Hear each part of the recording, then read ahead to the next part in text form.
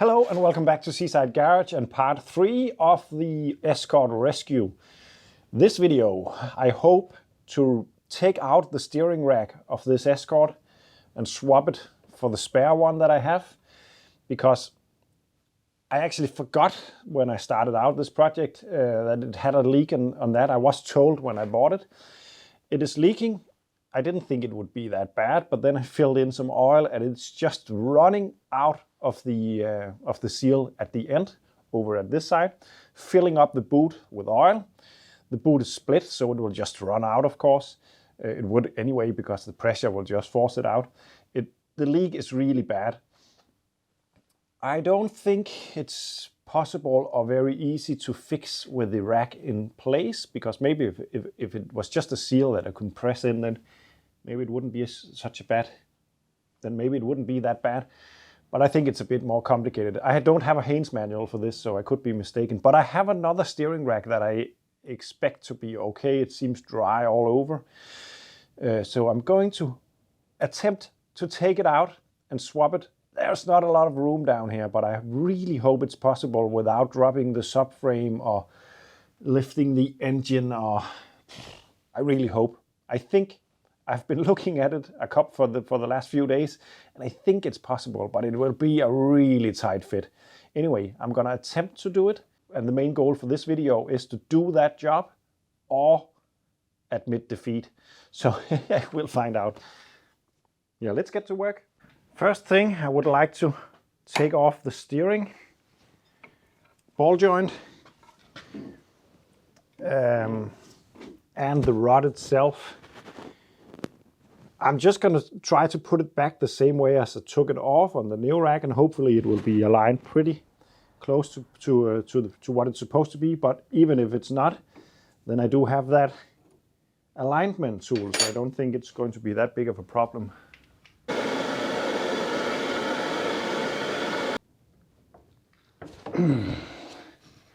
There we go. And by leaving the knot in place, it will be close to being right. Of course, it won't be completely right. It'll be close to just being right, putting it back together. If I swap the steering arms to the new side, like that. I'm gonna do the same on the other side. Then let's try to disconnect it in here. I really hope it's possible to take this out without removing the subframe and all that. But I just don't know.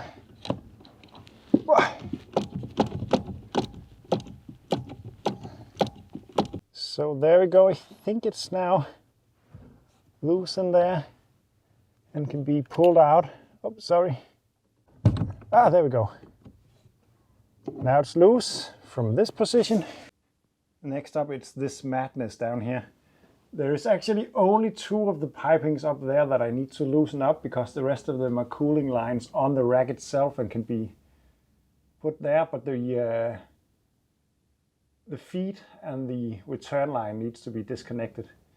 I am not going to attempt to film this because it will be impossible, but I will try to loosen it up at least and then take you back.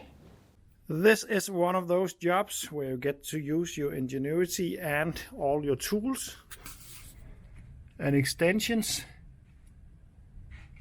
All the way down there is a bracket that holds up the piping. There we go, I think. Oop.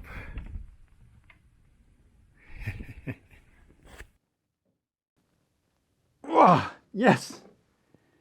I think this one was the one that was hardest to reach, and it just came loose. Brilliant.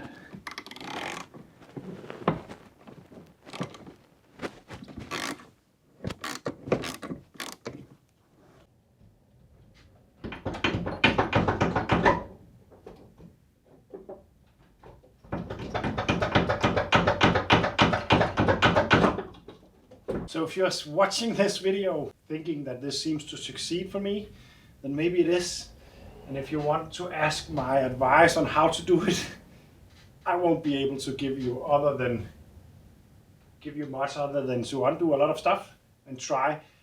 This is possible, it seems to, but it is extremely difficult, and the time I have used on this so far makes me think that dropping the subframe, maybe even lifting the engine, would have been just as quick. It's tough. If I had to do it again, maybe it wouldn't take that long. It's important to remove the steering axle, of course, but also the small piece between the axle and the actual steering rack. Otherwise, it wouldn't be possible, I think. But I think now, and I think if you actually took the tracking rod arms off as well, it would be easier because it could angle it a bit more. But now I'm just trying to see if it's possible without.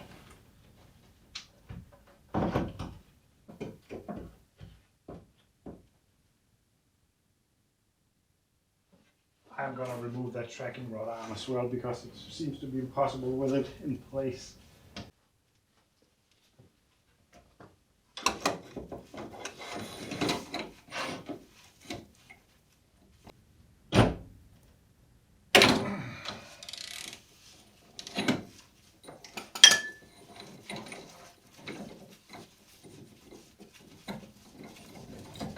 There we go. Now I should be able to push it.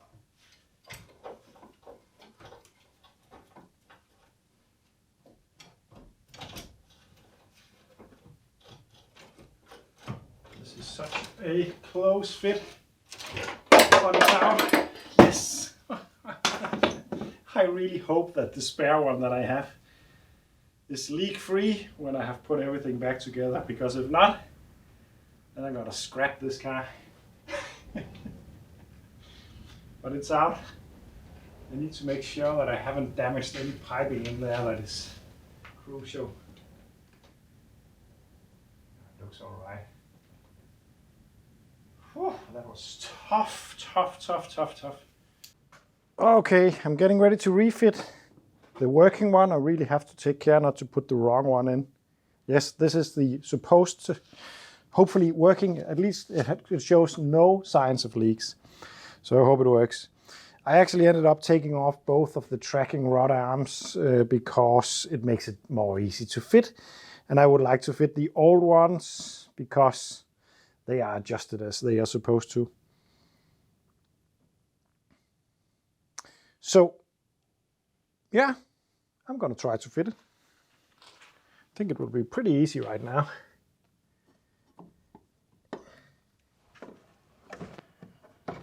Oh, I just want to show you one thing. If you're going to tackle this job, you will have to take that part that lies right here between this and the steering axle. I didn't show you that on the video, but it's just a ball and then you can pull it off. Without doing this, it won't be possible. I'm pretty sure it will be impossible.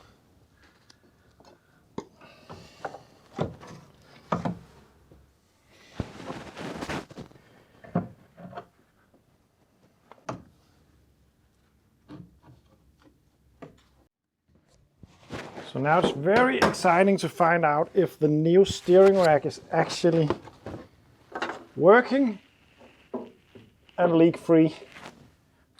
Part of me is slightly worried about the fact that that old steering rack was leaking from both sides. That makes me think that maybe these racks are really bad, or maybe some wrong oil has been used or something like that. But I'm going to try filling it with some servo oil, and then we'll find out if it works.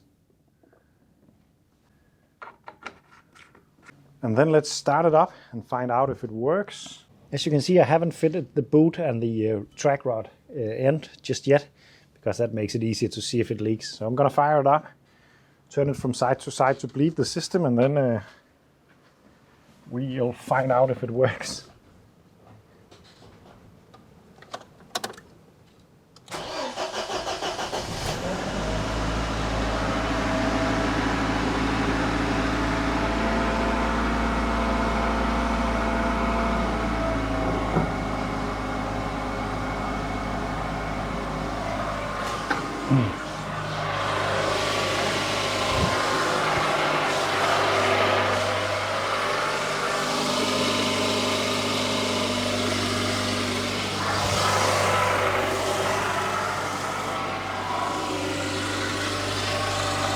Yes, it's completely leak-free.